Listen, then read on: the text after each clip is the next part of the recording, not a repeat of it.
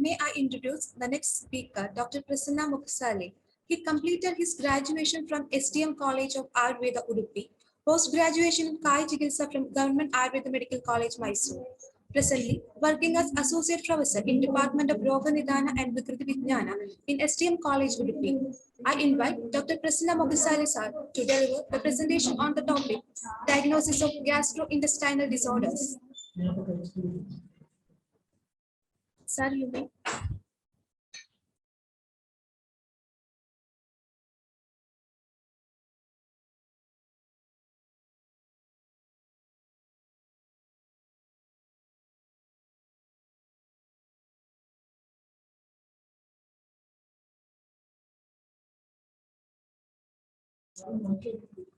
Sir, please unmute your mic, sir.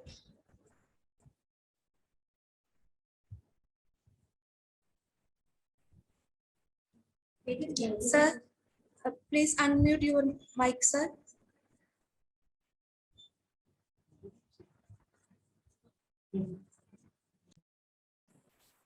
Yes. Am I audible now? Yes, sir. Thank you. Thank you, sir.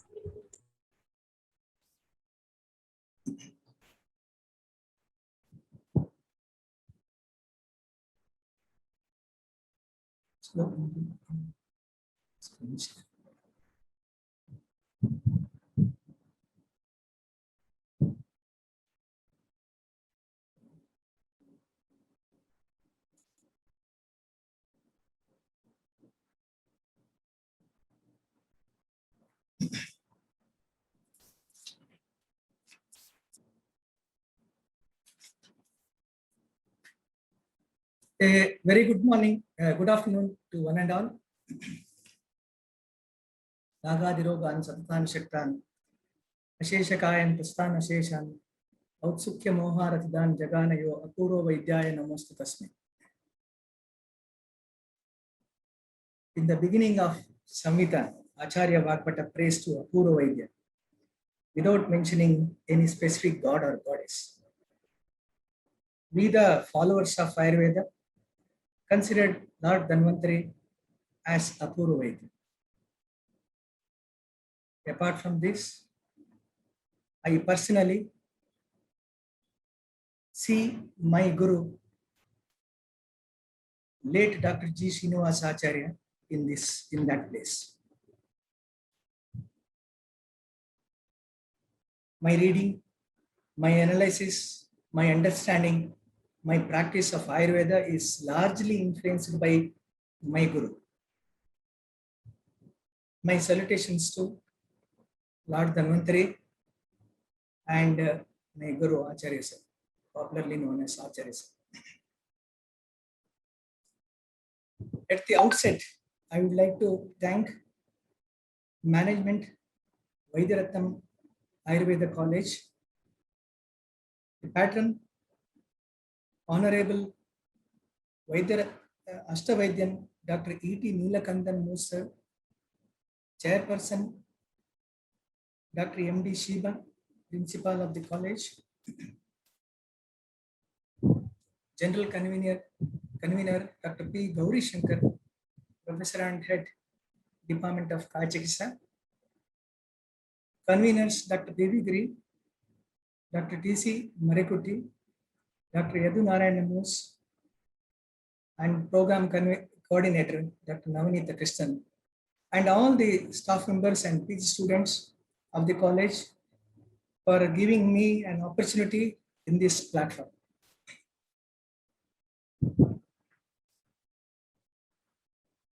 As you see in this slide, around 3/4 of the globe is covered by ocean. For our convenience, we classify into 5, such as Pacific, Atlantic, Indian, Southern, and Arctic. But all these are interrelated. Likewise, today's topic, the diagnostic approach to gastrointestinal disorder, is so vast, similar to the ocean. Hence, instead of speaking all, I decided to restrict myself to one part of the ocean, that is Shula or the pain abdomen. As Shula is a manifestation of many diseases such as altered digestion, diarrheal disorder, the obstructive pathology, infective pathology, and so on, it requires a lengthy presentation. My deliberation will be little lengthy today. Still, I am apprehensive regarding completeness of my presentation itself. Let me move on to the topic as such.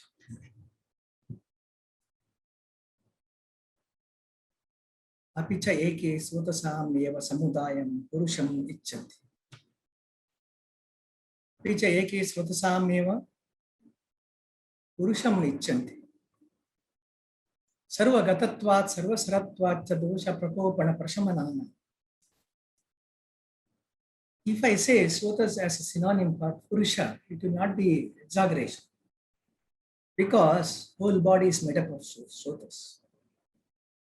Of course, we know there are different Swatas, there are difference between one and another. But when we look into the synonyms of Swatas, Sotam Sisira Damanya Rasayanya Rasavahinya Nadya Pantana Marga Sharira Chitrani Samrutani Asamrutani Sthanani Ashaya Niketas Cheti Sharira Dhatu Avakashana Lakshana Lakshana. So like this, these synonyms have been given by Charaka. And these synonyms, if you analyze, some of them are Margaga Swatas and some of them are Sthanastha Swatas. And some other are both Margaga and Sthanastha. The today's topic, gastrointestinal tract, is both Margaga Shrotas as well as Sthanastha Shrotas. It is Asamvrata Margaga Shrotas. One way it is Asamvrata Margaga Shrotas, and another way it is Ashaya, Amashaya, and Pakvashaya, Pachamanashaya. It is Ashaya also. It is both Margaga Shrotas and Sthanastha Shrotas. And it is Asamvrata, the open, both the end, the Annava Shrotas and Purusha Shrotas, it is open. That's the reason it is Asamvrata Shrotas. And these Mahashrotas, generally we compare with that of the gastrointestinal system. We say Annava Shrotas, Purusha Shrotas, in general it is Mahashrotas. It is little more than that. Mahashrotas, the synonym is Kosta. Kostaha Punaruchate Mahashrotas. We know the definitions given by Sushruta, Charaka, and other commentators. Sushruta said 10, Charaka said 15, and the commentators add some more. Garbhashayascha Bastischa Mahashrotaha Samashrito. Garbhashaya is also included in Mahashrotas. Such description we get in Samhita. So, Mahashrotas is not only gastrointestinal system, it is also cardiorespiratory system, and it is also genitourinary system. And this particular slide is very important because the topic diagnosis, Shula, the abdominal pain may be because of cardiorespiratory system, and sometimes maybe because of the genitourinary system. Moving on to further description, the costa is nothing but the Mahashrotas. In the Mahashrotas, Kostangas are there, and all these Kostangas are having one common feature. That is, it is hollow inside.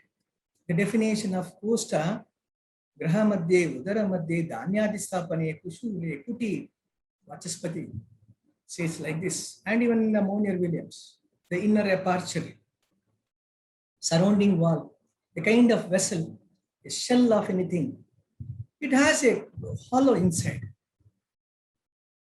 And this is also very important to understand the diseases pertaining to this. And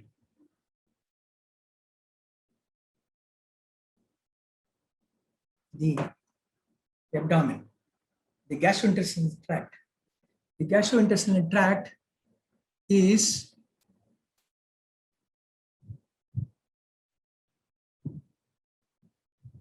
is the gastrointestinal tract is divided into three major divisions from the embryological development itself: the foregut, the midgut, and the hindgut. The foregut is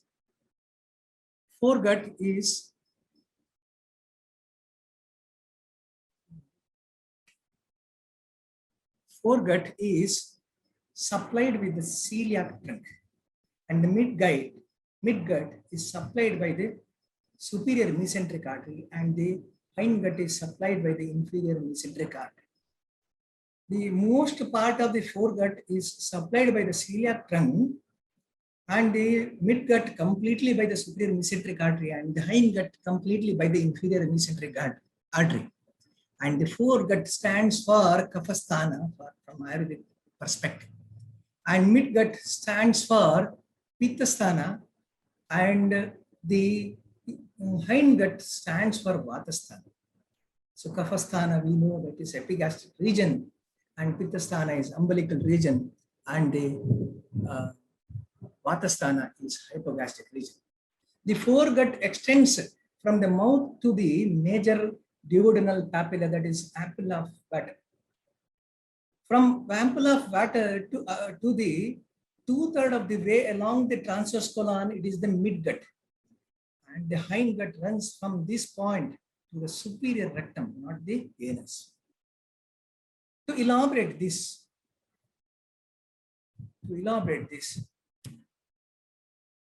the foregut is supplied by the celiac trunk. It has three major divisions. The lower end of the esophagus is supplied by the left gastric artery, and remaining part of the intestine is supplied by the splenic and the common hepatic artery. The splenic artery covers the stomach and a part of omentum also. Splenic artery also supplies blood to the spleen and to the major part of the pancreas, and the common hepatic to the duodenum up till the ampulla of Vater, and it also to the liver and the gallbladder. And a portion of gastroduodenal artery, a branch of common hepatic artery, is also supplies blood to the head of the pancreas. Now, a pain abdomen condition, the clinical practice we come across with acute abdomen, and one such acute abdominal condition that is related to the foregut, that is cholecystitis. Cholecystitis is an inflammation of the gallbladder that occurs most commonly because of an obstruction of the cystic duct by gallstone arising from the gallbladder. The most common presenting symptoms of acute cholecystitis is upper abdominal pain. That is the epigastric region. The pain frequently begins in the epigastric region and then localizes to the right upper quadrant when the peritoneum gets involved.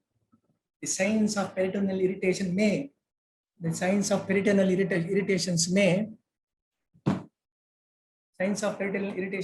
be present, and the pain may radiate to the right shoulder of the scapula. So, the cholecystitis, the symptom begins in the epigastric region. The next organ which is supplied by the celiac trunk, or the organ related to the foregut, is the pancreas. Pancreas also produces acute abdominal pain if it is inflamed. The pancreatitis, acute pancreatitis, is defined as an acute condition presenting with the abdominal pain and usually associated with the raised pancreatic enzymes in the blood and the urine due to inflammatory disease of the pancreas. There are two important causes: biliary canalopathy and alcoholism. Once again, the main symptom of pancreatitis is epigastric pain, which is frequently severe and radiates to the right and left and through the back. May be associated with the nausea, anorexia, vomiting. There may be guarding and reduced bowel sounds. So, the important organs related with the celiac trunk or the Kaphasthana or the foregut, or pancreas and the gallbladder, where we generally come across with the acute abdomen. The pain begins at the epigastric region, that is the Kaphasthana. And the next thing is superior mesenteric artery. Superior mesenteric artery supplies blood to the midgut. It has several branches starting from inferior pancreatic or duodenal artery. It also has a branch to the pancreas and rest of the part of duodenum. Then straight arteries of the small intestines to the small intestine, jejunal artery, ileal artery, self-explanatory, and the ileocolic artery, that is a part of ileum and the cecum and the appendix. Then right colic artery, ascending colon of the large intestine, and the middle colic artery to the transverse colon, that to 2/3 of the transverse colon. And the clinical condition wherein we can see the acute abdomen in the area of superior mesenteric artery, that is midgut. One important condition is Meckel's diverticulitis. A Meckel diverticulum is a vestigial remnant of omphallomesenteric duct. As a congenital anomaly, it is a true diverticulum that includes all three courts of the small intestine. Generally, a Meckel diverticulum ranges from 1 to 12 centimeter in length and is found 45 to 90 centimeter proximal to the ileocecal wall. And Meckel's diverticulitis develop in approximately 10 to 20% of patients with symptomatic Meckel's diverticulum, occurring more often in elderly population. The patient may present with symptoms of intermittent crampy abdominal pain and the tenderness in the periumbilical area, that is the Pittasthana. And another important structure which comes under the superior mesenteric artery and it's a part of midgut is the appendix. And appendix is another important clinical condition. Appendicitis is another clinical condition, a clinical emergency, where the appendicitis is defined as an inflammation of the inner lining of the vermiform appendix that spreads to its other parts. The clinical presentation of appendicitis is notoriously inconsistent. The important manifestation is abdominal pain. The most common symptom is abdominal pain and typically begins in the periumbilical area and then migrates to the right lower quadrant when the peritoneum is involved. Nausea, anorexia, vomiting, all other symptoms which we commonly come across in our clinical practice, but the pain starts in the periumbilical region, that is Pittasthana. So the superior mesenteric artery supplies to the midgut the structures, that is the jejunum, ileum, and the cecum, the appendix, ascending colon, the transverse colon, 2/3 of the transverse colon.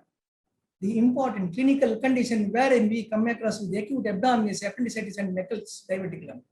There the pain starts in the umbilical region, that is Nabi, that is the Pittasthana. Next, moving on to inferior mesenteric artery, that is the hindgut, supplies blood to the hindgut, that is left colic artery, that is remaining part of the transverse colon to the descending colon, then sigmoid artery, sigmoid colon, and superior rectal artery to this rectum, superior part of the rectum. And now, the important clinical condition where in this hindgut area, the acute abdomen is seen, that is diverticulitis. The diverticular disease is a general term that refers to the presence of diverticulum, small pouches in the large intestinal wall. These outpouchings arise when the inner layer of the colon pushes through the weakness in the outer muscular layer.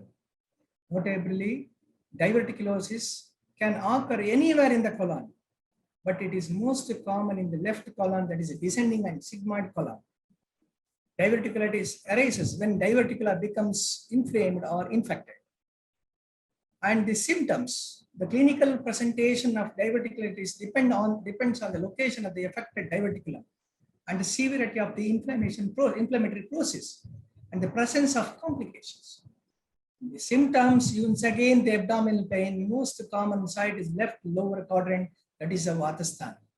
The other symptoms, nausea, vomiting, constipation, or obstipation, fever, the other features will be there. So here, the hindgut, the pain starts in the Vatasthana, the lower abdomen. And then Ashaya Vedana. Now, we generally classify disease on two bases. That is Ashaya. Based on the Ashaya, we classify disease into Amashayutta Vikara and Pakvashayutta Vikara. And when we segregate this acute abdomen condition into this Ashaya Vedana, Amashayutta Vikara refers to Kaphapitta Vikara and Pakvashayutta Vikara to Vata Vikara. So, celiac trunk and the superior mesenteric artery area, that is the foregut and midgut, related to Amashayutta Vikara, and hindgut related to the Pakvashayutta Vikara. We need to understand what is Amashaya. We know Amashaya is the sthana of Pitta. We know Amashaya is sthana of Kapha also. And Chakrapani clarified. Pitta sthaneshu Amashaya iti Amashaya adobhaga. Shleshma sthaneshu Amashayo urdhva. So Urdhva and Adho Amashaya we know. The foregut is Urdhva Amashaya and midgut is Adho Amashaya. So there is no doubt regarding this. The doubt arises in Pakvashaya. What is Pakvashaya? Pakvashaya is Visheshena Vatasthana. Pakvashaya Visheshena Vatasthana. And which particular organ is Pakvashaya? If you go through Charaka, Pakvashayantu Praptasya Shoshamanasya Vaninaha Paripindita Pakvasya Vayu Sat Katubhavata. In this comment, in this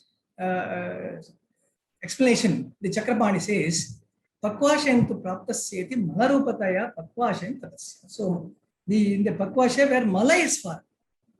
And Dallana elaborates this particular understanding. He says, Evam annam matra bhavishyatha kittasya karanabhutam pakvahara vivekajam dhanamanam dhanam dhana annam nivanam tadapi eva ve eva vahata tad eva undukam praptam purisham iti uchyate.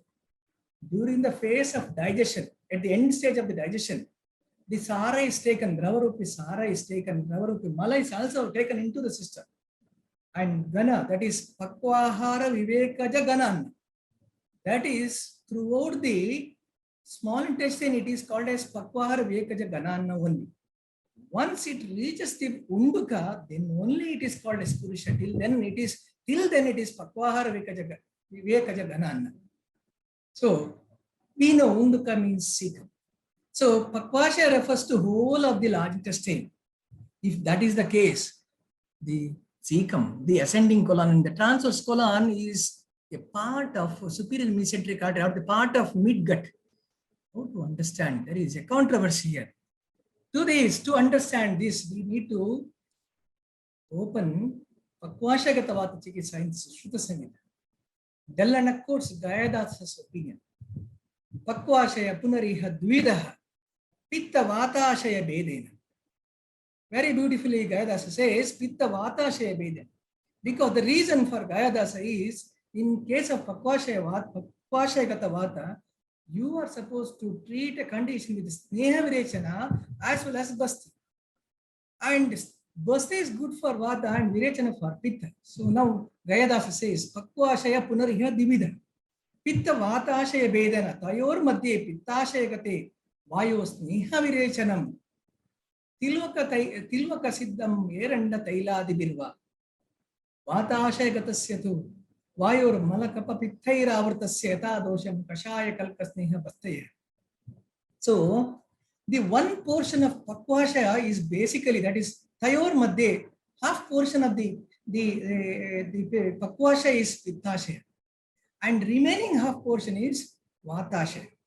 So where you are going to give Basti, and the first portion, the disease of first portion of the Pakvashaya is Neha, as it is Pakvashaya Gata, though it is Pakvashaya, but it is Pittasthana. It is Pittasthana. So from this, it is very clear that the half portion of the large intestine, that is up till the transverse colon, the 2/3 of the transverse colon, it is supplied by the superior mesenteric artery. It's a part of midgut, that is Pittasthana. It is well justified. Now with this, it is very clear. Now, it is very clear. It is very clear that Vatatmakam Bastikatam Vadanti, Pittatmakam Chapi Vadanti Nabhyam, Tatparshvakuchau Kapasannivistam, Sarveshu Deshechu Sannipatam. So Vatatmakam Bastikatam, that is all over abdomen. Pittashaya Nadi, that is the umbilical region. Then Kapha is Tatparshva, that is epigastric region. So it is justified. And this is one of the criteria to understand the acute abdomen and its relation with the dosha. And of course, this may not be the whole and sole criteria, because there are some exceptions for this. It is clearly said that katam matra tata na uktam satyam kupita doshanam swa ashaye parashaye cha Vyadi utpadakatvat na niyatam sthanam iti asti, na niyatam sthanam iti asti. It may not be true in every occasion. Sometimes this pathognomonic dosha and the location of the pain need not be corresponding. The reason is sometimes during the course of the disease, vitiated dosha may localize in its own site or the other site, other doshic site. So that's the reason. It may not be the rule which I said, that the location may not be the gold standard for the diagnosis. And it is also justified by another explanation. That is the in Sannipataja Gulma, if that is the case, it is Sarveshu Desheshu Sannipata. The pain should be there all throughout the abdomen. And it is also said in Sushruta that is Sarvatapam Sarva Vikara Yukta, so Asadhya Ukta. Now here Sarva Vikara Yukta means Sarva Lingopapatti. Sarva Lingopapatti means Tan Maharujatva Pratipadanartham. Maharujartham Pratipadana. It is the severity of the illness that matters, not the location. In case of Sannipataja Gulma, it is not the site of the location of the disease, it is the severity of illness that decides. So the one of the criteria in the diagnosis is the site, another is severity of the illness. Now Charaka says, Chakrapani adds, Gulmadishu antargateshu vedana pradana vikareshu prayo vedana eva vishesha avadaranam bhavati iti darshayitum. Gulma is diagnosed based on the pain, the criteria, the pratyatma lakshana or vyadhi pratiniyata lakshana is pain. Vedana pradana vikareshu. Vedana eva pradana. Vedana itself is the criteria. And this, which we have discussed just now, kapasthana, pittasthana, vatasthana, the conditions such as cholecystitis, pancreatitis, appendicitis, Meckel's diverticulitis, and the diverticulitis, all these conditions, the disease was there in the lumen. There is obstruction in the bile duct, the common bile duct or the cystic duct. There was obstruction in the pancreatic duct. There was obstruction in the appendix. There was obstruction in the Meckel's diverticulum. There was obstruction in the opening of the diverticulum in the large intestine. So there was obstruction within the lumen. That obstruction resulted in the inflammation. That inflammation process is intraluminal only. The inflammation was seen within the lumen of the structure or the viscera. Because gallbladder, appendix and the pancreas is a viscera, and these two are structures. These two are the diverticulus is a structure. So the pathology was within the lumen of the structure or the viscera. Now the inflammation may proceed to suppuration. This initial manifestation is inflammation. Then it proceeds to suppuration. So visceral inflammation to visceral suppuration. If the disease progresses, then inflammation progresses to suppuration. So I have given an example of appendicitis, suppurative appendicitis. Of course, it is applicable to all other examples which I have given. the increasing intraluminal pressure. I said intraluminal pressure until the first stage of the appendicitis, that is inflammation was within the intralumen of the appendix. Okay, so now increasing intraluminal pressure eventually exceeds the capillary perfusion pressure of that particular viscera. In this example, it is the appendix. Once there is exceeded capillary, once there is the intraluminal pressure exceeds the capillary perfusion pressure, then there is an obstruction to the lymphatic drainage and venous drainage. Now, once there is obstruction, the viscera gets congested. And this congested viscera allows the bacteria and inflammatory fluid invasion of to the tense appendiceal wall. Now the bacteria and inflammatory fluid enters the viscera proper from the intraluminal area to the viscera, right? Transmural spread of bacteria causes acute suppurative appendicitis. Na nibandha gulma. There is no nibandha. There is no bandha for gulma because it is there in the lumen. Sa nibandha, that is vidradi.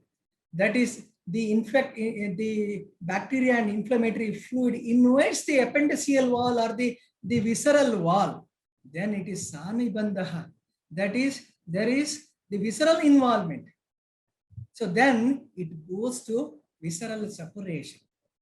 And when the inflamed serosa of the appendix comes in contact with the parietal peritoneum, the patient typically experiences the classic shift of pain from the periumbilicus to the right lower quadrant, which is continuous and more severe than the early visceral pain.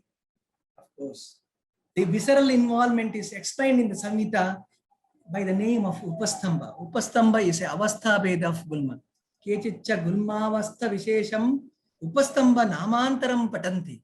Payohi amla samayuktam dadibhavam prajetyadaha yatnahinasya gulmo api tato upastambatam prajet ambovahe stambhayitva srutamsi kosha samshrita udare pate santishtade upastambam tutam vidu. Either improper treatment or no treatment at right time results in progression of illness and called as upastamba. Just like the milk becomes curd by adding sour, gulma becomes contained or localized. It is very clearly said, stambhayitva srutamsi, contained or localized. The body tries to contain the infection by that peritoneal involvement and ileus. So infection should not spread all over the intestine, so that it tries to contain. That's what ambo is. Stambhayitva srutamsi, contained or localized. Impediment caused in the ambovashutas. So I would like to add rasa and rakta because Vyanena rasadhatuhi vikshep pochita karmana yugapat sarvatovajasram dehe vikshepite sada. So Vyanamata takes rasa. What is this rasa? Raso dravadaturuchyate tena rudiradinam api dravanam granam. So that is rudiradi drava. So all dravadatu moves together. Rasa, rakta, udaka, whatever, ambu, everything moves together. So now here, ambohe refers to rasa rakta, all these at that particular area. A localized part of the costa results in upastamba. So impediment caused by amboha and rasa rakta was shotas in localized part of the costa, that is in the appendix or in the pancreas, or maybe in the cholecysta, in the gallbladder, or maybe in the diverticulum. So at that particular localized part of the costa, that results in upastamba. And this is nothing but a localized exaggerated inflammatory response. This results in suppuration. And the peritoneal involvement is also explained by the Samhitakara. Kechidatra nichaya gulmam purisha lasika raktajanyam dakshina parshvashritam patanti tasya vishesha uchate sirajala parichanno daharaga jvaranvitam kurmavat raktaparyantam tradosham sana siddhyate. Nichaya gulma is sannipata gulma, located in the dakshina parshva of the abdomen. See, the Acharya is very, very specific. The appendix and the gallbladder is peritoneal structure, whereas pancreas is not a peritoneal structure. So peritoneal involvement, peritoneum, that is appendix and the gallbladder on the right side, So the sloka, it is very clear. Dakshina Parsha Shrutam Patanti. He is very specific. Okay, he says Dakshina Parsha of the abdomen. Apart from the Tridosha, because it is Sannipatisha Gulma, isn't it? So apart from the Tridosha, involvement of Purisha, Lasika, Rakta is observed. Purisha, Lasika, Raktajanyam. And this involvement results in Sirajala Parichanna. Affected part is enveloped, Parichanna means enveloped, are contained by the Sirajala or the peritoneum. Clinically, signs of inflammation and suppuration, that is Daha, Raga, Jwara, Kurmamat, that is guarding, on examination guarding, Rakta Paryantam, that is periappendicitis, pericholecystitis, etc. And this stage is considered to be asadhya. And Samhitakara also explained the another event during this process of inflammation and suppuration. The another event is ileus. Ileus is a temporary arrest of intestinal peristalsis in a segment of the colon, in a segment of intestine of the colon. The symptoms are nausea, vomiting, and vague abdominal discomforts, sometimes colic pain, obstipation, and watery stool, sometimes slight amount of watery stool. And the commonest cause is abdominal surgery. That is, forget about the surgery part. The clinical condition, intraperitoneal or retroperitoneal inflammation such as appendicitis, diverticulitis, perforated duodenal ulcer. Such condition is another important cause for the ileus. And the ileus is explained, that is ambove strambayitva srotamsi. Temporary cessation of the intestine, the peristaltic movement, the intestine. Strambayitva srotamsi kosha samshrita. So intraperitoneal or retroperitoneal inflammation may result in ileus, and it is very clearly mentioned as upastamba in the classics. Untreated or improperly treated gulma may reach to Nichaya gulma, wherein involvement of Tridosha along with Rakta is observed. Hence, Nichaya gulma is sadhya. Nichaya gulma is nothing but abhyantara vigrah.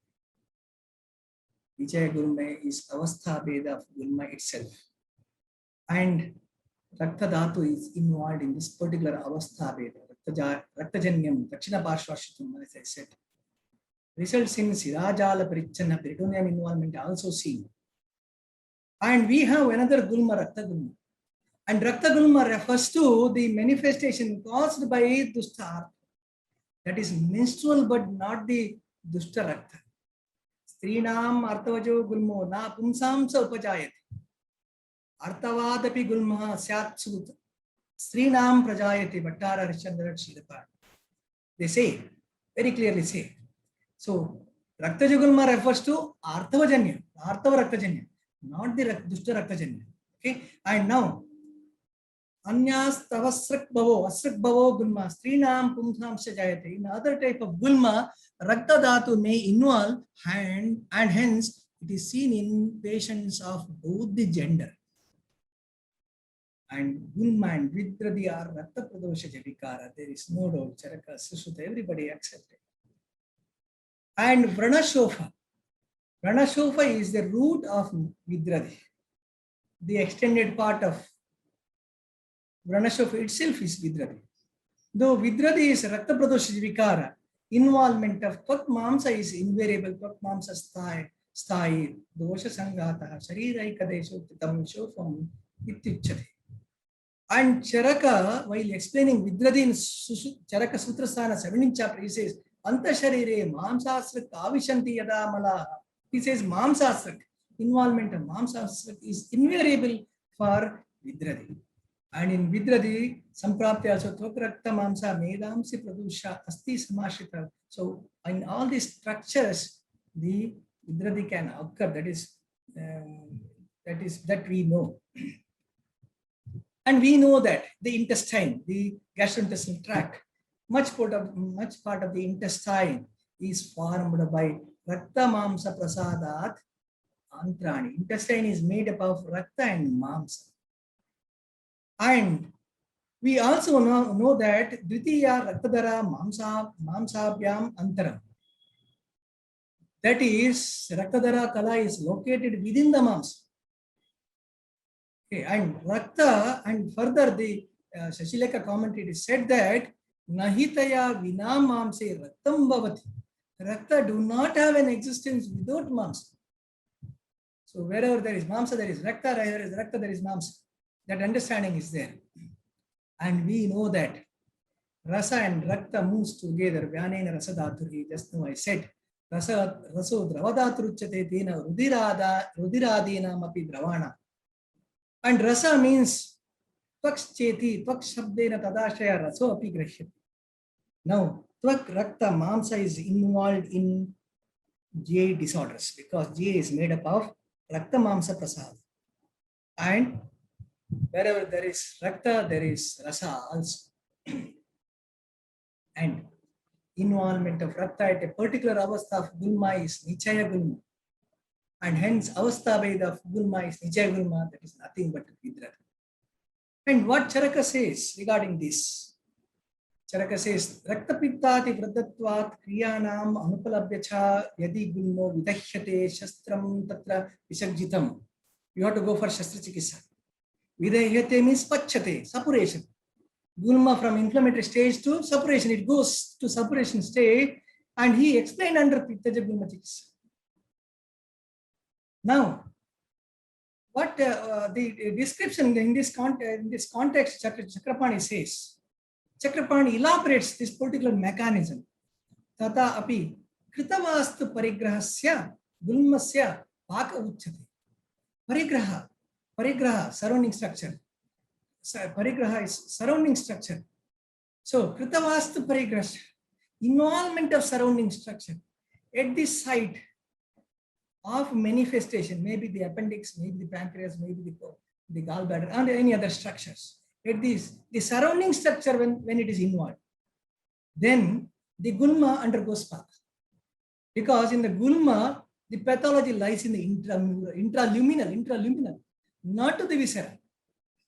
From the lumen to the viscera, that is paka. That results in paka. That is very beautifully explained by Chakrapani. Tata api kritavastu parigrahasya gulmasya paka uchyate. Yastu akritavastu parigraha sa na pachyata iti anumatham.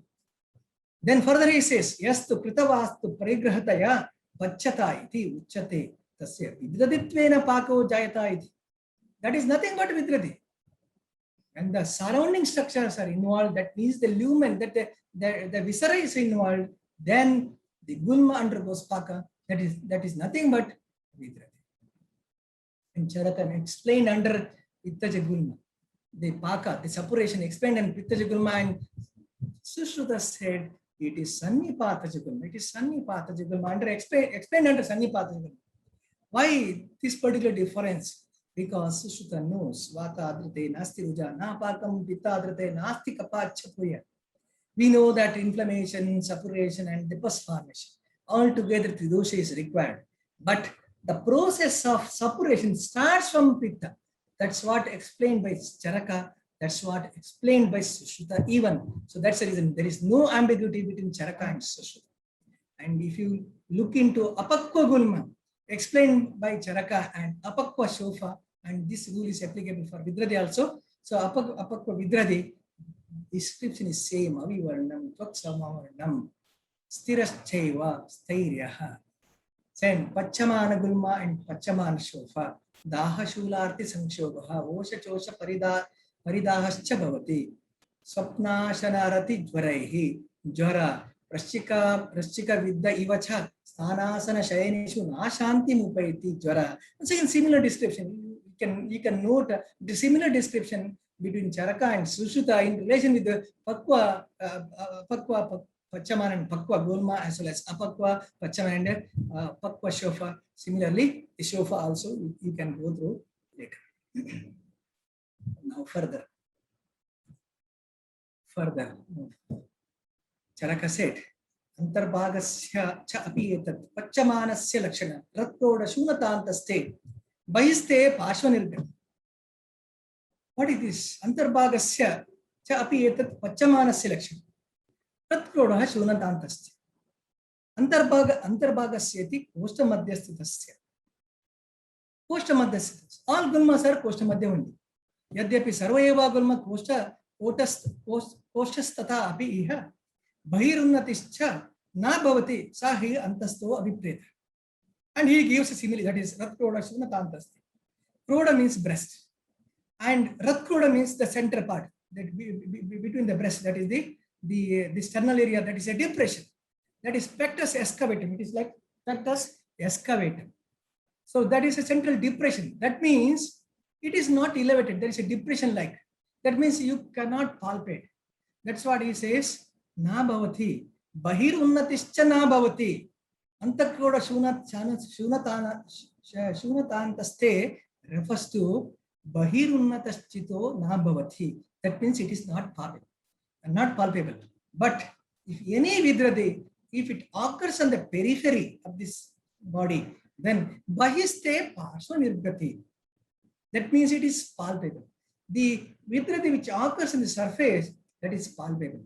If it occurs within the body, then it is not palpable. Very clearly mentioned by Charaka. And if that is the case, Gulma is Sparshopalabhya mentioned by Charaka. Sushruta. And even the Vagbhata. What is this Sparshopalabhya? The Arunadatta clarifies. Sparshopalabhyam Ashmadi Sadrisham. Ashma, stone. Ashmadi Sadrisham, that means when there is a Abhyantara Vidradi, you are not able to palpate the organ. Rather, you will feel a guarding. Sparshopalabhya refers to guarding. You are not going to palpate the organ as such. Sushruta elaborated. Sushruta gives an explanation regarding the difference between Gulma and Vidradi. Na nibandho asti Gulma nam Vidradi sanubandana. Gulma has anubandha and Gulma has no anubandha and Vidradi has anubandha. Gulma akara swayam dosha. It is the dosha that results in Gulma. And Vidradi mamsa shonita. Vidradi has mamsa shonita. Vivarana charo grantir apsu budbudako yata evam prakara Gulmasya tasmat pakam naguchati. Because Gulma is there in the Vivara. That is the intraluminal pathology. This is very clear. Intraluminal. Vivarana charo grantir apsu budbudako yata. It is Gulma, the disease, that inflammatory stage. The pathology lies in the intralumen. Then he says, Mamsa shonata bahulyat pakam gachati vidradi. Mamsa shonita hinatvad Gulma pakam na gachati. See, it is the pathology of Vivara. That's the reason there is no Mamsa shonita, so no paka. And when the viscera, Pitavastu Parigraha, that is Vivara, that is once the Mamsa shonita gets involved, then there is Anubandha, then there is paka. Right? So he gives a simile, that is Apsu Budbudako. Here you have a aquarium. Here you can see Apsu Budbuda. And Apsu Budbuda, once it is formed within the bottom of the aquarium, Budbuda reaches the surface of the waters. Budbuda reaches the surface of the water. He has given a very beautiful example. So in case of Gulma, Dushta dosha is formed in the Mahashrotas in the respective Adhisthana. Dushta dosha gets accumulated mainly in the empty space of the Mahashrotas, like a bubble which comes out of the water to the surface. So Dushta dosha reaches the surface. That is the Vivara, that is the lumen. And Dushta dosha is located in the hollow space of the Mahashrotas. It has no binding and hence no dhatu, with no binding with any dhatu, hence there is no path. Whereas in case of Vidradi, Dushta dosha is formed in the Mahashrotas in the respective Adhisthana. Dushta dosha gets accumulated mainly within the Mahashrotas. That means Mamsa Shonita dhatu, which makes that Shrotas. Thus, it has a binding and there is pata. So this description also very beautiful description, which says Gulma is only the inflammatory process occurring in the Mahashrotas, and that the disease pathology is within the lumen. When the viscera is involved, then the Gulma converts to Vidradi. And Charaka says, Varamanastu Visheshana Palambamano Gulmasteva Atteke Karmani.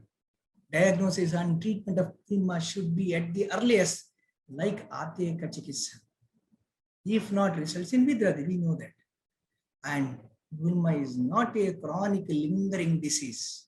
Gulma is an acute fulminating disease. It may proceed to Vidradi and may be fatal. And Gayadasa accepted, says Daiva Vashat Gulmo api Kritavastu Parigraha Pachate, Kritavastu, the surrounding structure, the viscera involvement.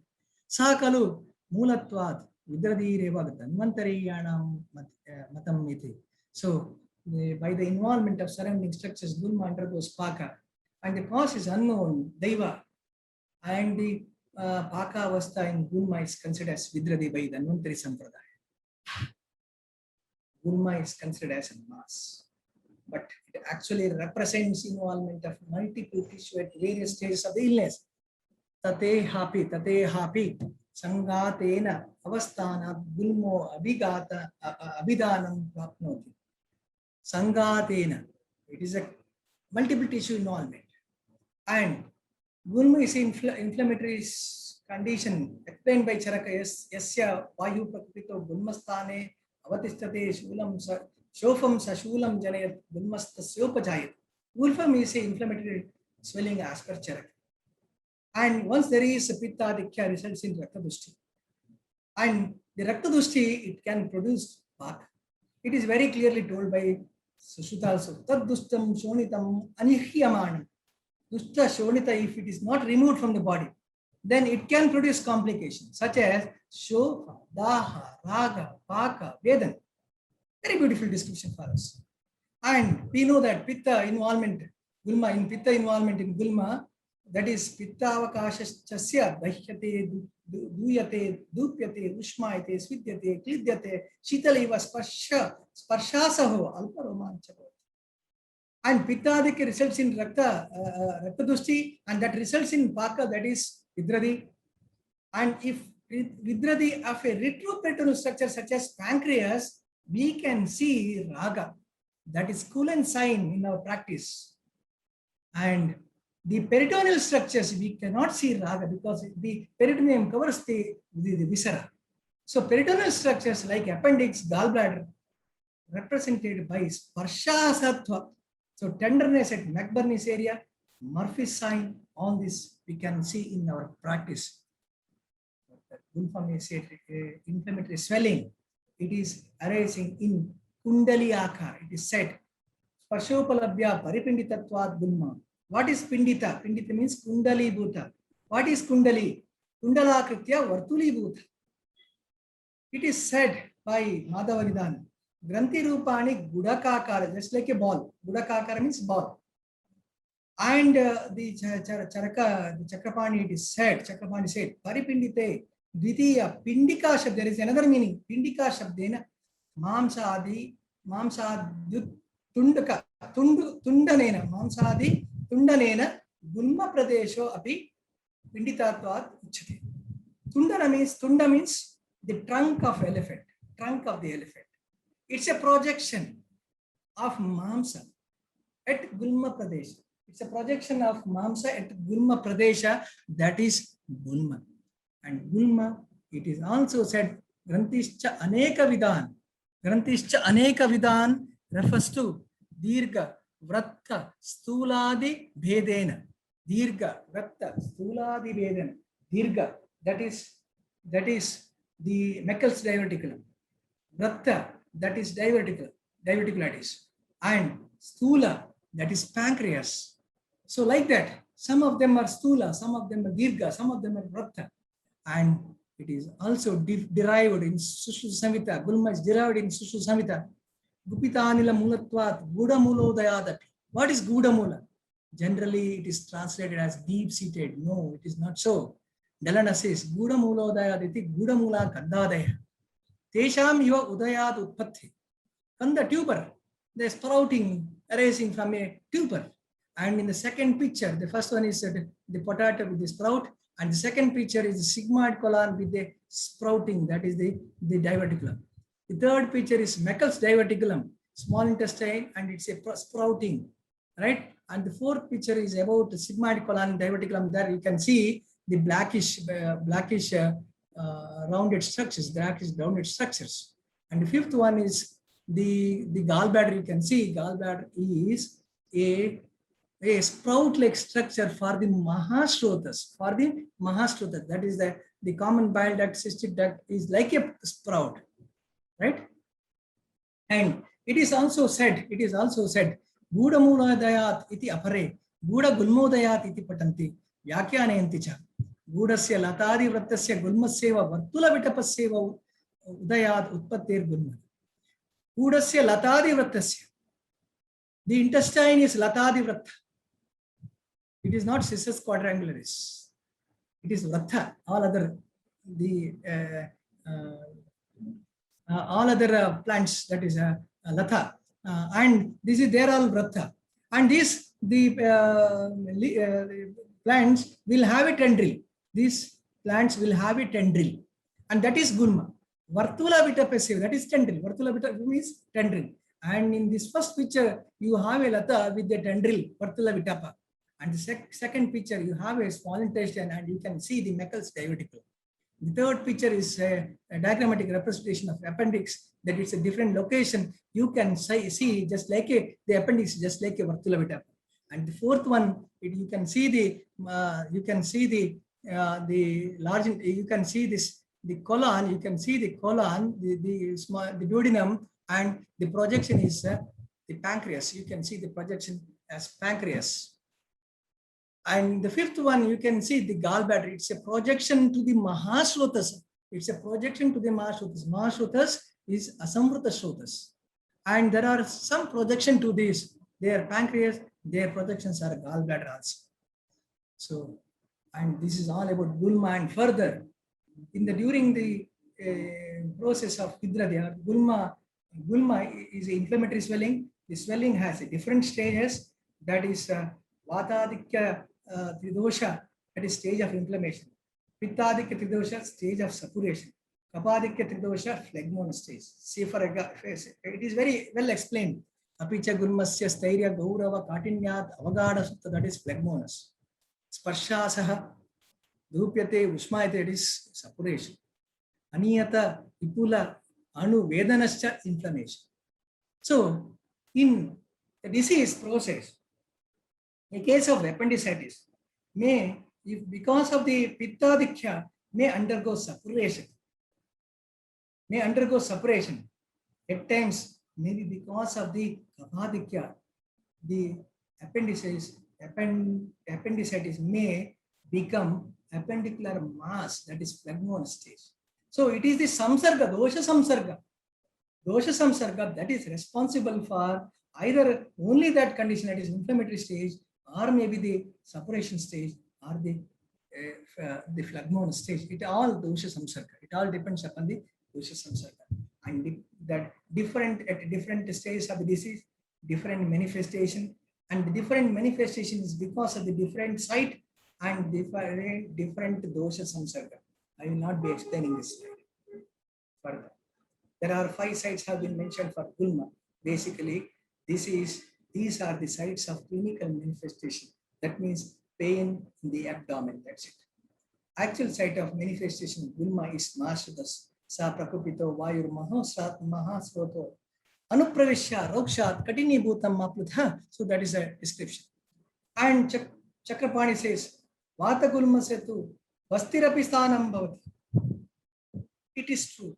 It is true because similar samprapti and lakshana, that is Shula and Kundali, is seen in Bastivikara. So, but in that Bastivikara, it has a separate name. It is Vata Kundali. Mutrasya viduno vayur bhagna vyavidya kundali mutram vihanti samstamba bhanga gaurava vestanai tivarum vitsangaischa Vata Kundali ketis sa. And here you have a image of Vata Kundali, that is diverticulum of the bladder. And you have an image of Vata Gulma, that is diverticulus of large intestine. So the first picture, that is the radiological image of bladder diverticulum. And in the down here, radiological image of diverticulosis of large intestine. Then diagrammatic representation, bladder diverticulum. And here, the descending colon diverticulum. And cystoscopy, third image, cystoscopy, where you can see diverticulum of the bladder. And down, it is diverticulum of the large intestine. So this is all about gulma. Now coming to And now coming to Shula. Shula, we get one description. Why you Prakupita stage Shulam Sanjanayan Prashna. Vayu Prakupita. Post Shulam Sanjanayan Prashna. And the pain is very severe. Nirutvasi Bhavittena. That is severity of the pain. And it is all because of Pavana Prabhu, Vata. And the Samprapti Vata causes Shula. There is nothing. The reason is Shula is a manifestation of different disease. And different disease has its own Samprapti. Shula is not as a disease entity. Somewhere it is disease entity where you have a specific name. Somewhere you don't have a specific Samprapti. It is because of some other disease. That is the understanding. Second thing, you have a simile given a text. Yata kasichit kilakahananameva. Tivra vedana lakshana. That is nail. Nail. We are putting the nail. And there will be severe. Kilakahananameva. Tivra vedana. The description says Tivra vedana.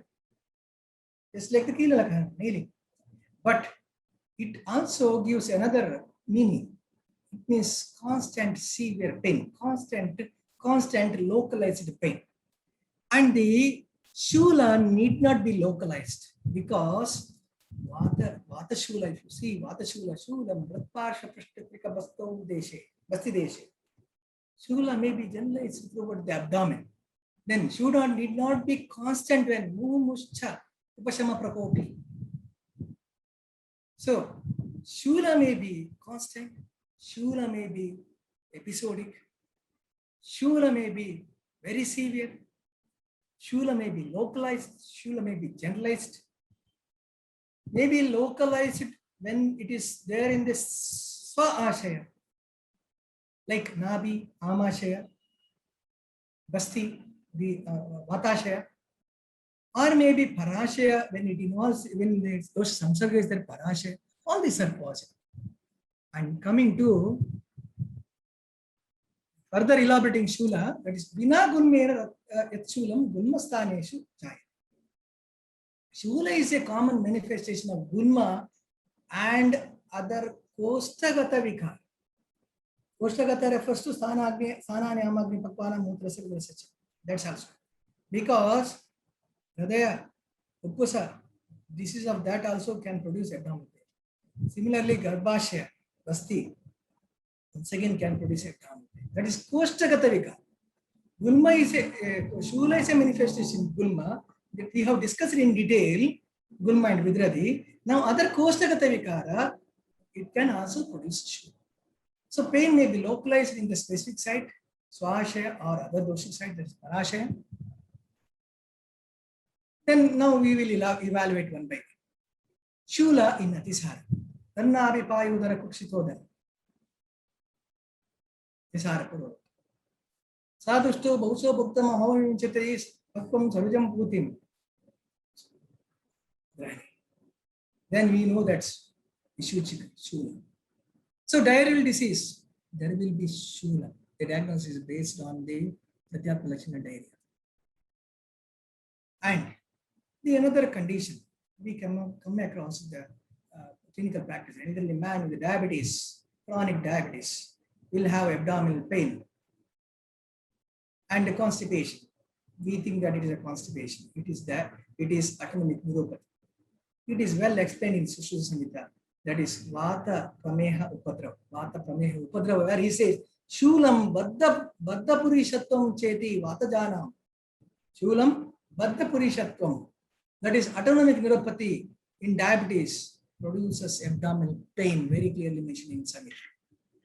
And the commonest clinical condition, indigestion, produces abdominal pain. Produces abdominal pain. Vidabde, Vidaruja, Istabde, Shulatma. So like this, I need not elaborate this particular condition. A little serious condition, which little serious condition explained in Madhavanidhana, that is Amaja Shula. Ato Parallasa, Vami, Gurutva Staimitya, Ana Kapapraseke, Kapaselingena, Samanalingam Amodbhavam Shulam Udahram. So here it is Amajashula refers to ileus. It's a temporary cessation of a segment of the intestine which we have seen, ileus. Ileus results in obstruction. It is not a mechanical obstruction, it is a functional obstruction. It is pseudo obstruction. It is not mechanical obstruction. Okay. And here it is Amajashula is pseudo obstruction or ileus. A part of intestine is dilated to contain the illness. That is Admana Atopa Guru Staimitya said. And reverse peristalsis, that is Kapha Praseka Rallasa Vami. So here Amajashula refers to probably Urdhva Amashe, Urdhva Amashe Javikara, where there is ileus and pseudo obstruction resulting in the ileus as well as its manifestation is reverse peristalsis, that is Kapha Praseka, Vami, Rallasa, all this description. And a little another similar condition which is said in Sushru Samhita, that is Kupshi Shula. Tada asya bhojanam bhuktam sopastambam na pachyate uchvasitti amashakrata shulena anahyate muhu naivasani nashayane tishtati va labate sukam kukshishulam iti. So here it is also ileus and pseudo obstruction. Part of the intestine is dilated to contain the illness. That's the reason there is upastamba, ileus. Napachati, anaha, all these descriptions. And the reverse peristalsis, uchvasiti amashakritya. So uchvasiti amashakritya refers to the lower part of the GAT. There is infection and the toxins are released from that. So case of gastroenteritis, patient vomits. That is Kupshishula. Patient will have abdominal pain and patient vomits. That's Kupshishula. Right? So Ama Shula, upper GAT, Kupshishula, lower GAT. If the condition worsens, it is very clearly said as Alasaka. Alasam Kshobati Doshai Shalyaste Neva Samstitam Shuladim Kurte Tivram Chardi Atisara Urjita. So Alasa. If the condition progress, Amajashula or Kupshishula progresses, then reaches to Alasaka. So ileus is a segment of the colon is paralyzed, non-functioning. And in the Alasaka, ileus to paralytic arrest, total intestine gets immobile, becomes immobile. Peristalsis stops, gradually stops. The stop means not like our switch. Stop, gradually stops. So intestinal motility is reduced gradually, resulting in the presence of shula, because as long as there is intestinal mobility, there is pain.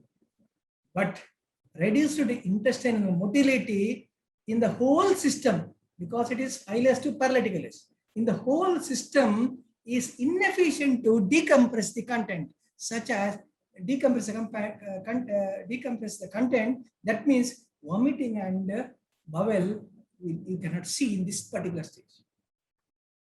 Right? Further, if the condition progresses, that is fatal condition, reaches to Vilambika, or also called as Dandalasaka. That is nothing but the paralytic ileus. Of course, in this particular stage, there is no shula. Still, I mentioned because I wanted to complete this understanding. Shula, Amashula, Kupshishula, Alasaka, and finally Vilambika, Dandalasaka. So in this Vilambika stage, the Vilambika stage, intestinal motility is completely ceased, and hence no shula, hence no vomiting, no bowel movements, and person becomes toxic and fatal. And we can see both like rigidity in the abdomen. That's the reason the name of the disease is Dandalasaka.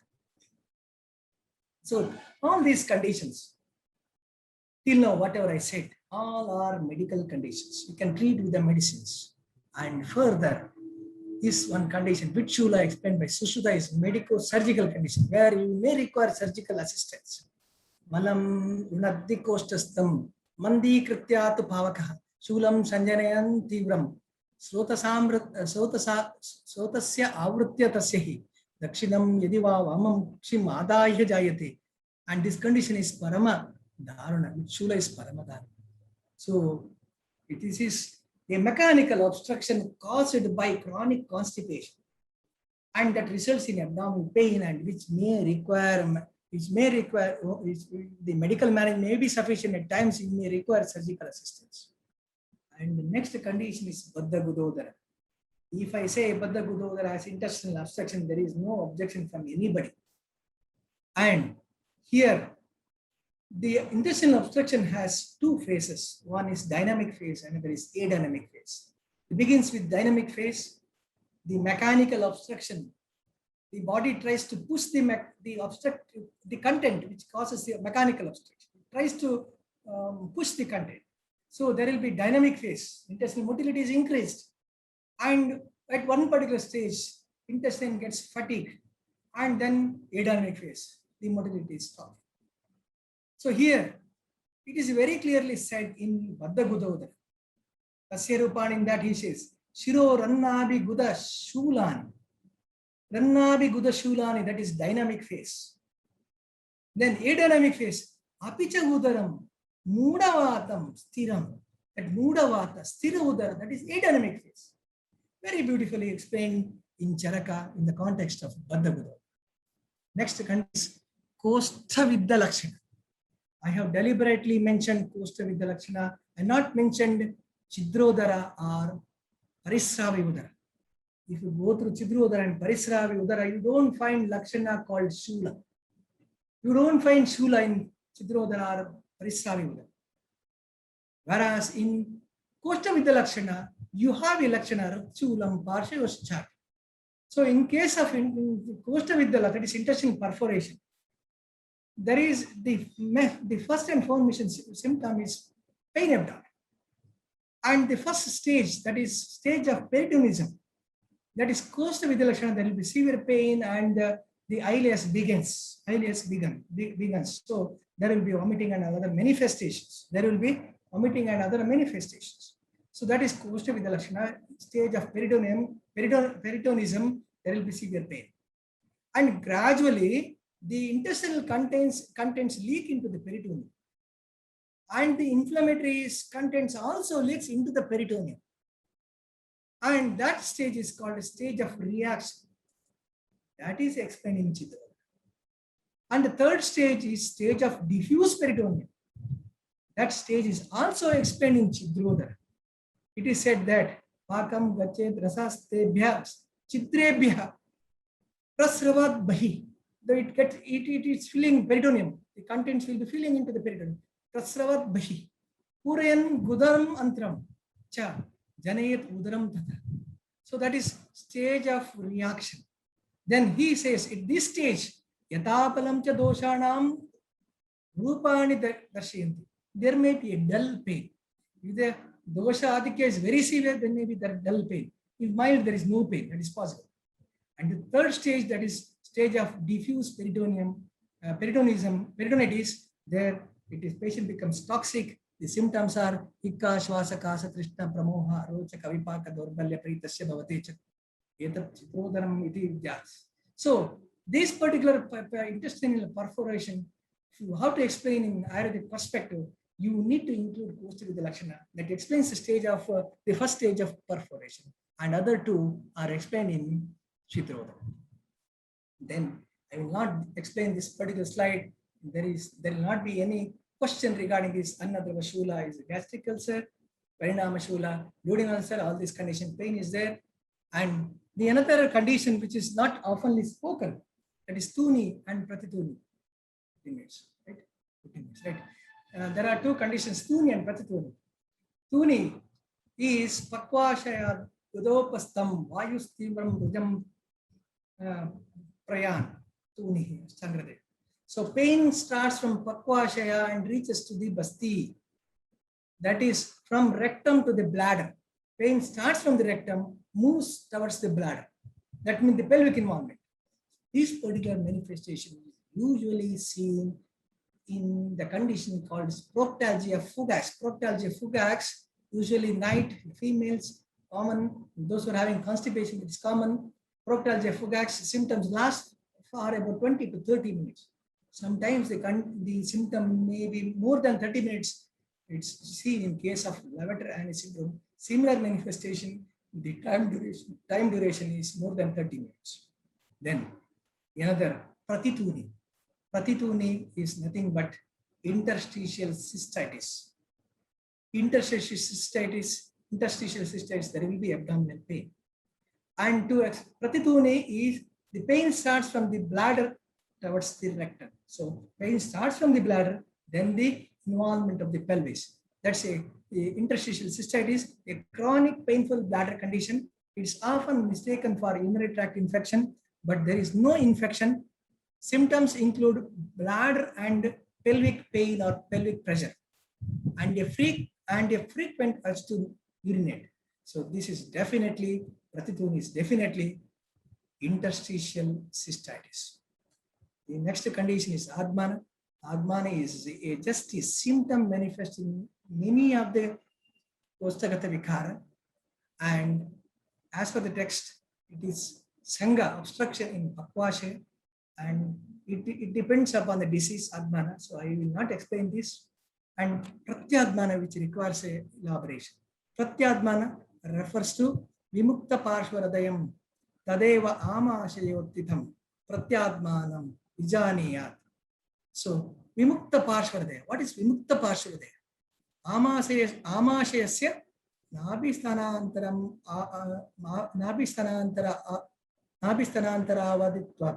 Avaditvat. That means Amashaya is located between the Nabhisthana. And in this case, Pratyadmana, Radaya Parshvayor Api Adhisthanatvam. This Amashaya reaches to Radaya Parshva. That is nothing but hiatus hernia. That is nothing but hiatus hernia, sliding or rolling hiatus hernia, results in pain in the epigastric region, Kapasthana, discomfort in the upper abdomen, chest. That is Kapasthana, Pratyadmana. Then this Krimi, you know, I need not explain. Shula is a manifestation of Krimi, we know that. Then Anaha. Anaha is of two types. Amajanaha and Purishajanaha. Purishajanaha I will not explain because it is similar to Vitshula. And Amajanaha I need to elaborate. Tasmin Bhavati Amashaya Samudbhavetu Krishna Pratishaya Shirovidaha Amashaya Shulam Mato Guruttam Rastambam Udgara Vigatanam. Even Udgara is not also not passed. That means it is gastroparesis. Symptoms of gastroparesis includes bloating, Adman, right? Amashaya Shulam Mata Guruttam, that is distinction. Gurutva, that's the reason bloating. The nausea, early fullness while eating meals. Then heartburn, epigastric pain. So Amashaya Shula refers to gastroparesis.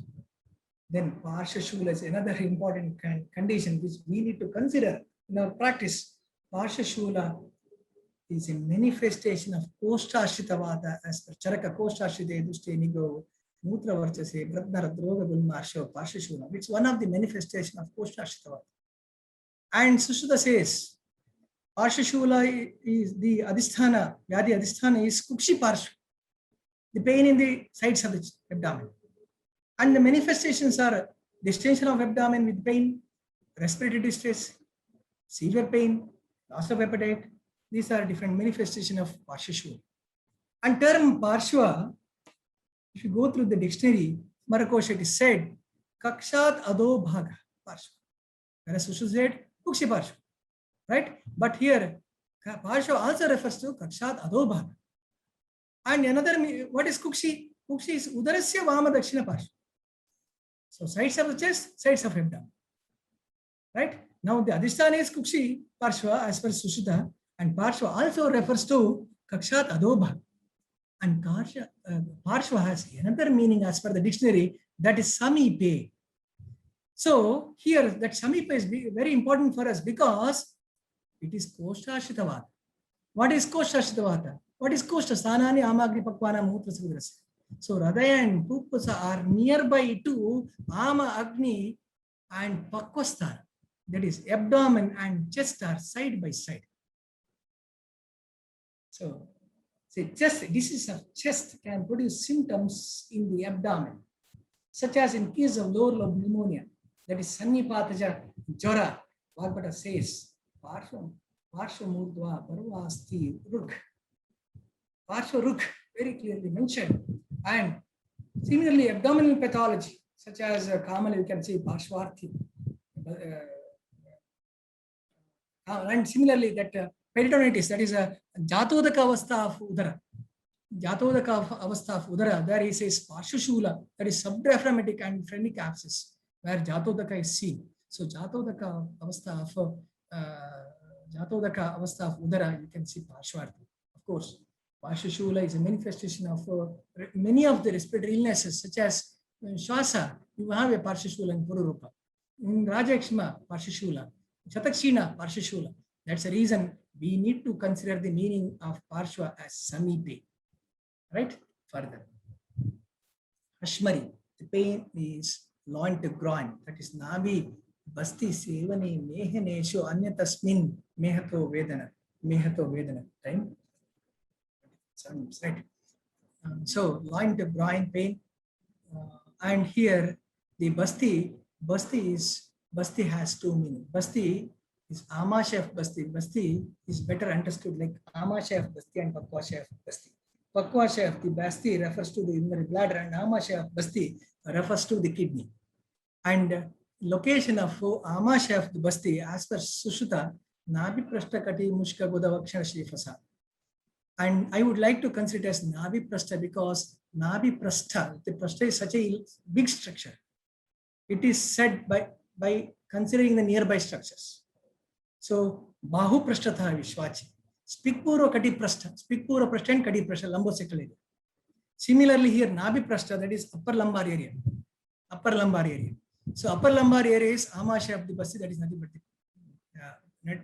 but the kidney. So, from loin to groin, that is Mushka, Buddha Vangshana Shefasam. So, loin to groin. That is urinary colic, abdominal pain. Then Mutra Krichra, very simple, very clearly told by Charaka, that is Mutrasya Margam Paripidayanti. Mutrasya Marga, it's a pathology of Mutra Marga, that is cystitis and urethritis, very clearly mentioned. Then other conditions such as Mutra Jatara, Nabe Radastad Admanam, Chanayat Tivravedam, distension below the Nabi. That is a acute retention. Adasrota Nirodhana, acute retention only. That is acute retention, abdominal pain is observed. And Vatastila, Shakrin Margasya Bastesha Vayur Antaramashta, a rectovesicular pouch mass. That is Vatastila. Vedanacha Parava Basto, Vatastila. So that it can produce abdominal pain by compressing the Shakrin Marga or Basti Marga. So retention or constipation produce abdominal pain. Then Raktam Vata Kafat Dustam Bastidware Sudaranam. This is Rakta Granthi or it is Mutra Granthi as per Sushruta, where also it is said Bastidwara, the pathology of Bastidwara. Here Basti refers to Pakwasha of the Basti. Bastidware Sudaranam, Granthim Kurya Sakritrina, Sajit Bhutram Tadavratam, Ashmari Samashulam, Rakta Granthim, that is tumors of bladder neck, benign or malignant. Then some rare condition, though it is explained in Ayurveda, that is ischemic colitis also explained. It is Avarana Upeksha. If you ignore Avarana, Upekshanat Asadhyam Sihu Atava Durupakrama. If you ignore the Margavarana, then patient may develop any of the complications. Charaka says, Avrutanam Upekshanat. The conditions such as he says, Gulmo Atisara ischemic colitis, there will be abdominal pain and followed by diarrhea. And it is seen in Margavarna. And it is the manifestation of ischemic colitis even. And of course, I will skip these two slides because of time factor. So Vidradi, Prakajayam, Prashtakati Graha, Prakayo, Parshas, perinephric abscess, and psoas abscess, all these things which you also know very well. And then Ekrajayam, that is liver abscess, splenic abscess, subdiaphragmatic, all these things. Then the Ratshula. Ratshula is once again Margavana in Hridaya. Apapittavaruddhastu Maruto Rasamurchitha. Rasarakta marga is occluded by Kapha-pitta, where in the Hridaya, Radistha. So produces Shula. And the treatment is Radvikarina. Treatment is Radroga Chikitsa. And you will be astonished to see around 5 lines of treatment for Udara Shula in Radroga by Charaka. Charaka mentioned 5 to 6 lines of description for abdominal pain in Radshula. So Charaka was well aware of abdominal pain in the ischemic heart disease. Further, Abhyantara Visarga can produce abdominal pain because Ainanamcha Vigatanam, Ainanamcha. Multi-Shrotas is affected, multi-system is affected, and pain abdomen is likely, and the diagnosis is based on the other manifestations of septicemia. And the another important condition, that is the malignancy. The tumors and malignancies, it is said in Charaka, the Granthi Visarga. The Granthis will be formed. There are some different, two Sampratis have been mentioned in Charaka, whatever it is. And Granthis are formed within the body, And when this Granthi is formed, it is likely to produce different manifestation. And if these manifestations are produced, they are considered to be asadhya. This Lakshana itself are Upadrava. That's what Charaka says. Tadu upatapa jvarati saraka sahika swasa shosha pramoha Vaivarnya arochaka avipaka praseka chardi murcha angabanga, even pathological fracture also he said. Nidra arati sadhanadhya pradurbhavanti upadravas. A clinical condition presenting with abdominal pain, a clinical condition presenting with jvara, the clinical condition presenting with kasa, shwasa, atisara, adi, etc. If his patient is not responding to the conventional treatment, we need to reconsider our diagnosis. We have to suspect malignancy. We have to suspect tumors, or we have to suspect malignancy.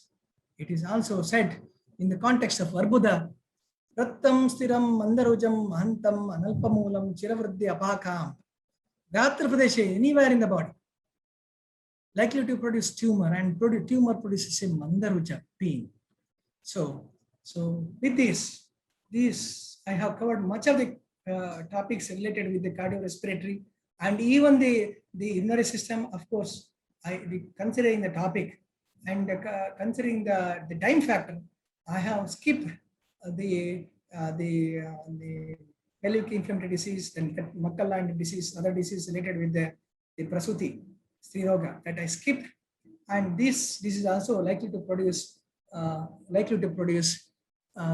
pain abdomen. And finally, to summarize my deliberation, Gulma is a disease of Mahashrotas, specifically appendages of Mahashrotas such as gallbladder, pancreas, Meckel's diverticulosis, appendix, or diverticulosis. I am very clear here. I wrote Mahashrotas, appendages of Mahashrotas, not appendages of GI tract. GI has only one appendage, that is appendix. But now for us, Mahashrotas is like a lata, and its Vartula Vitapa is gallbladder, pancreas, Meckel's diverticulosis, appendix, or the diverticulosis. So Gulma is specifically a disease of appendages of Mahashrotas, such as gallbladder, pancreas, Meckel's diverticulosis, appendix, or diverticulosis. Gulma is a disease of intraluminal inflammatory pathology of these organs or structures. Visceral involvement of these structures results in Vidradi. Vidradi may develop in other structures also other than Gulmasthana, which these 5 structures, other than these 5 structures, in other structures also Vidradi may manifest. Shula is a manifestation of Gulma and other pathogens of Kostanga even, as discussed. Clinical identification of Gulma is based on pain abdomen, not on the basis of Parshopalabhya also. Clinical identification of Vidradi is based on Paka Lakshana. Clinical presentation of Gulma, Vidradi, and Shula may be in Swa-ashaya, such as Kapha, Pitta, Vata-ashaya, or Para-ashaya, depending on the dosha samsarga. Clinical understanding of Gulma and Shula is based on Nidana, Pratyatma Lakshana, Adhisthana, associated Samanya Lakshana, Mahashotas or Kostanga Vikara, such as cardiorespiratory, genitourinary symptoms appear in the abdomen in the form of stool. With this, I would like to thank the organizers, the management, and all the staff of Department of Kaya Chikitsa, principal of the institution, for giving me an opportunity to share my view of diagnosis of Shula with you. Thank you. Thank you very much. Thank you, sir, for this wonderful session. Now this session is open for discussion. Participants can ask their question directly or can put their question in the chat box.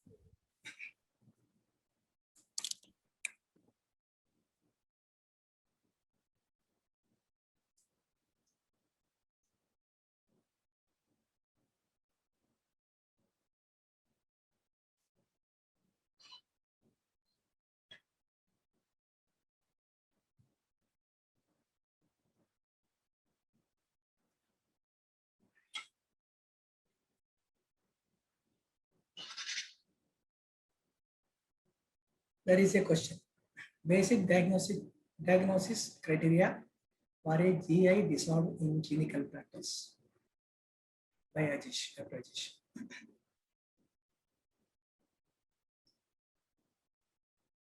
Purusha is Sotas.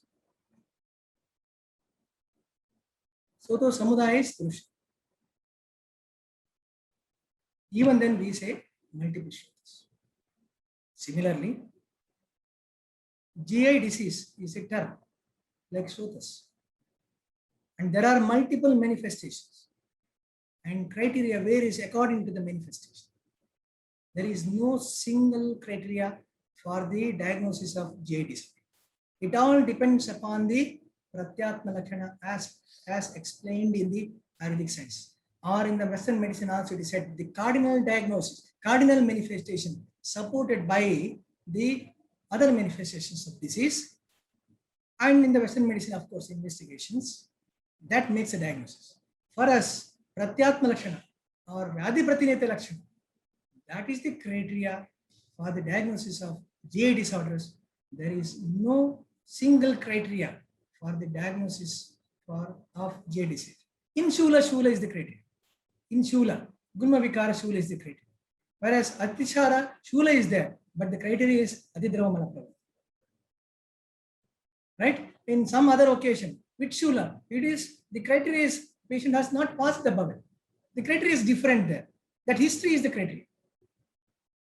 Okay, so there is no fixed criteria for any of the diseases. I mean, for the GI disorders, there is no fixed single criteria. There is no single fixed criteria for GI diseases.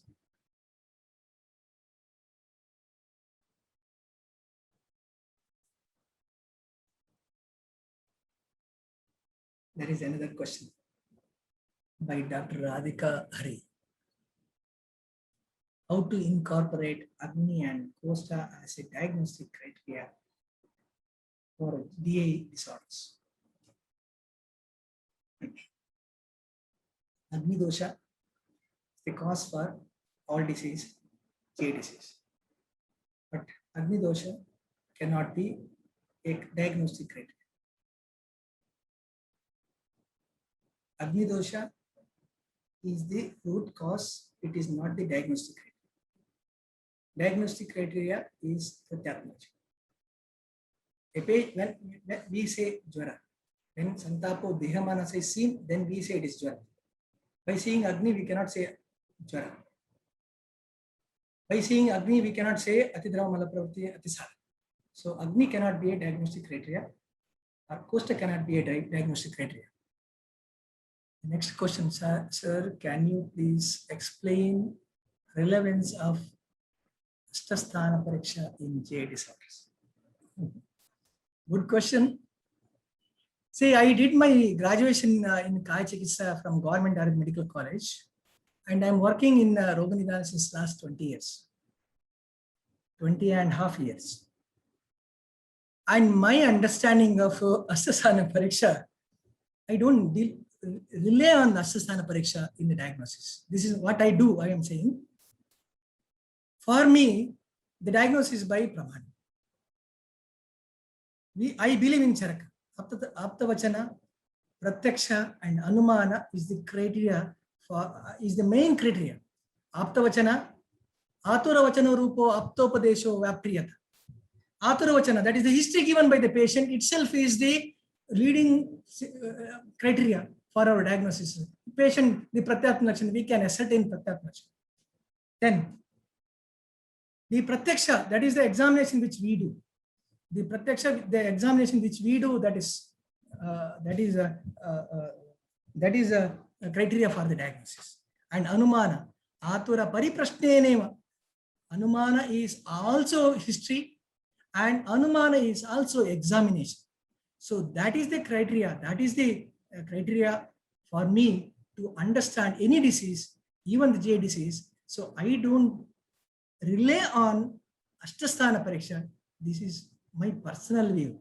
There may be some other scholars, they may use Nadi, they may use Jiva Pariksha to diagnose, but I'm not good in that. My understanding in that regards is very minimal.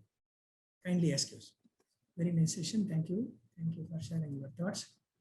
Darshan Ubhale. Thank you. Thank you.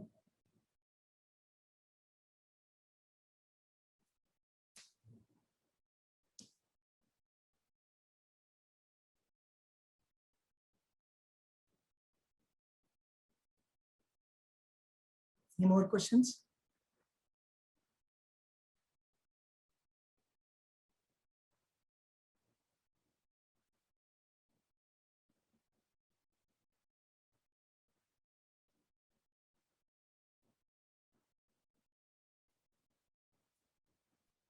I assume that there is no more questions. I think I have justified.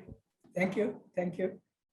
Now let me invite Dr. Arya Krishnan, PG Scholar of Vaidyaratnam Ayurveda College, to express her gratitude.